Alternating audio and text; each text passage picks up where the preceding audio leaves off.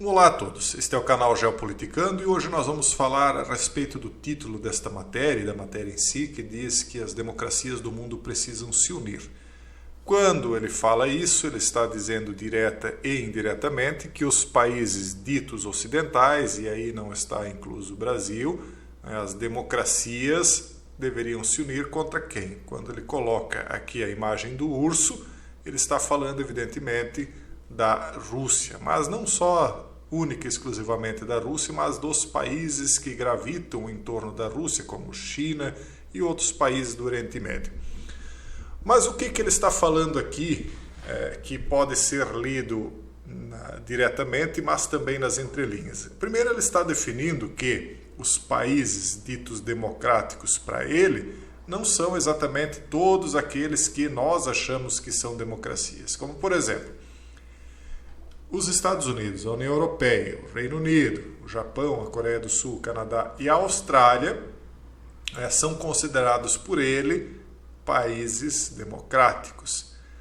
Ele diz que de 2022 algo bom saiu de algo ruim. O que seria o algo bom? A união desses países, porque a União Europeia, vocês sabem, ela já não estava tão unida, a OTAN não estava tão unida, mas que aquilo que aconteceu de a Rússia invadir a Ucrânia acabou criando uma união desses países que gravitam em torno do poder norte-americano, voltando e se submetendo à liderança norte-americana novamente, através de instituições como a OTAN e outras.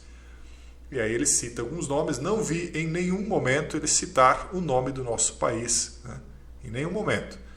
A hostilidade da China em relação a Taiwan, ele cita também seu anúncio de uma parceria sem limites com a Rússia, e nós já comentamos quando o Xi Jinping falou dessa parceria sem limites com a Rússia, também provocaram uma reação no Indo-Pacífico. Quer dizer, não foi só a Ucrânia que provocou esse retorno a essa união em submissão à liderança norte-americana, mas a ameaça constante da China em relação a Taiwan está provocando uma união de países no Indo-Pacífico abaixo do guarda-chuva de proteção norte-americana.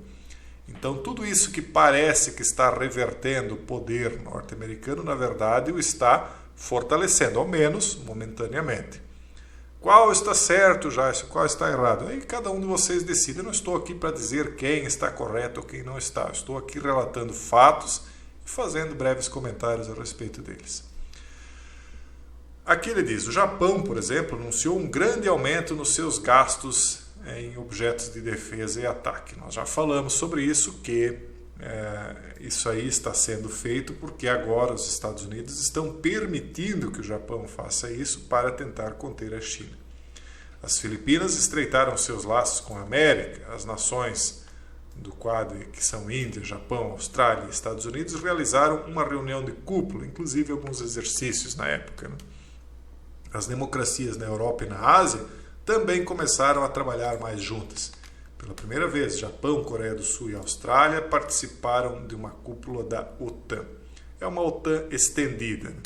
Então ele vai citando vários países, ele cita aqui da reunião que aconteceu em Ramstein, na Alemanha, quando ela resistiu à intensa pressão para permitir a transferência desses objetos aqui dos leopardos para a Ucrânia, mas ao final das contas a Alemanha vai resistindo, mas acaba por fim cedendo, porque ela não sabe em qual lado ela vai perder mais, porque a Alemanha só está perdendo nessa história.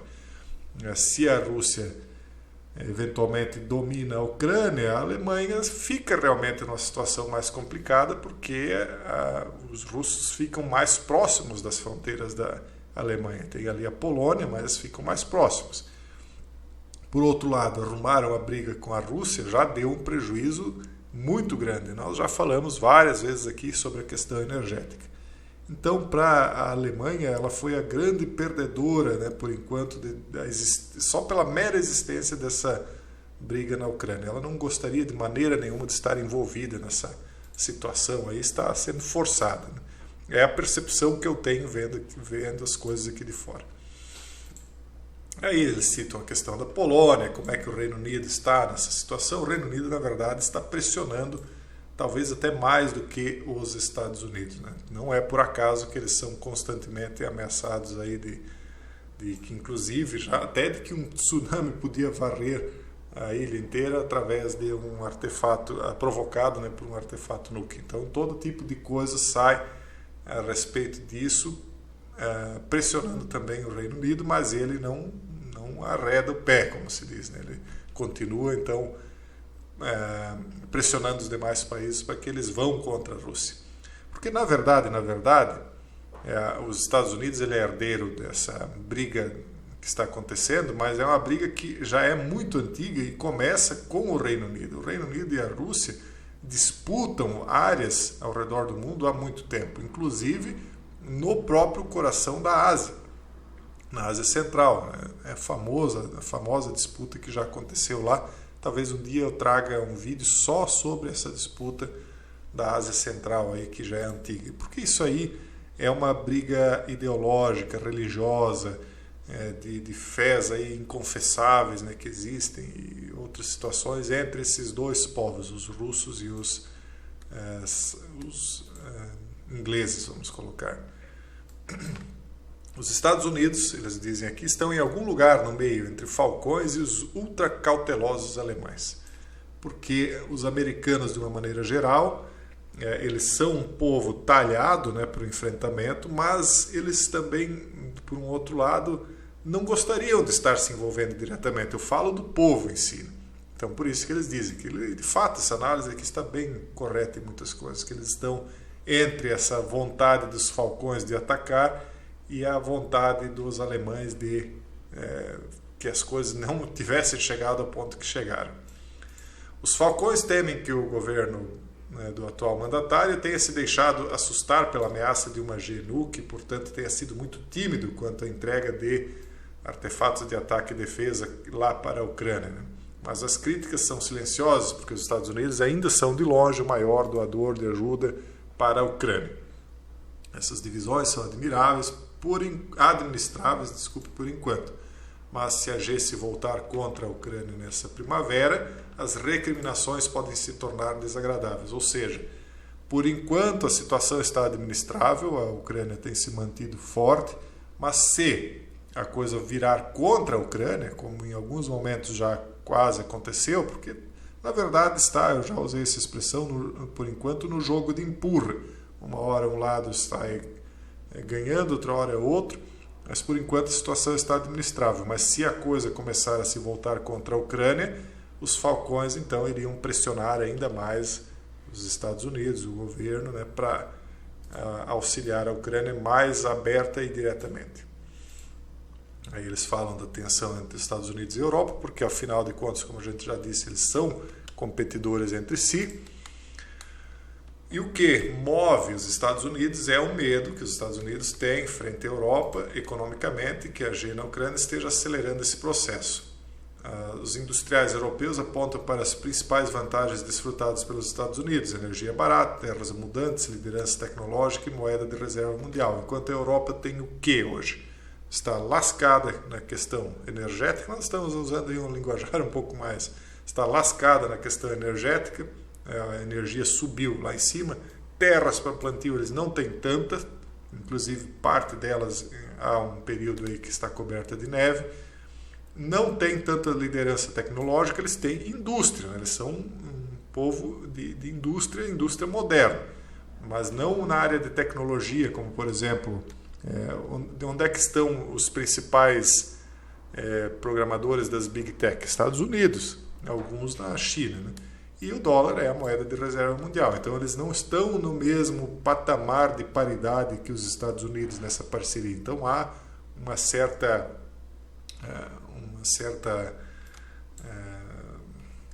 vamos dizer assim, animosidade, né, nessa parceria, porque no final das contas quem está pagando o preço mais caro, né, por conta dessa disputa aí na Ucrânia é a Europa, não é os Estados Unidos.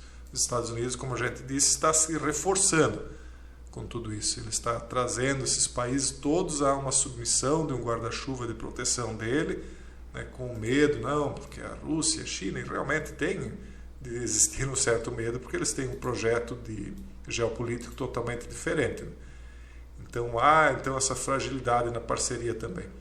Aqui há várias informações que eles trouxeram, mas enfim, o que eles estão dizendo é que eles têm de resolver também toda essa questão econômica que foi agravada depois do flagelo.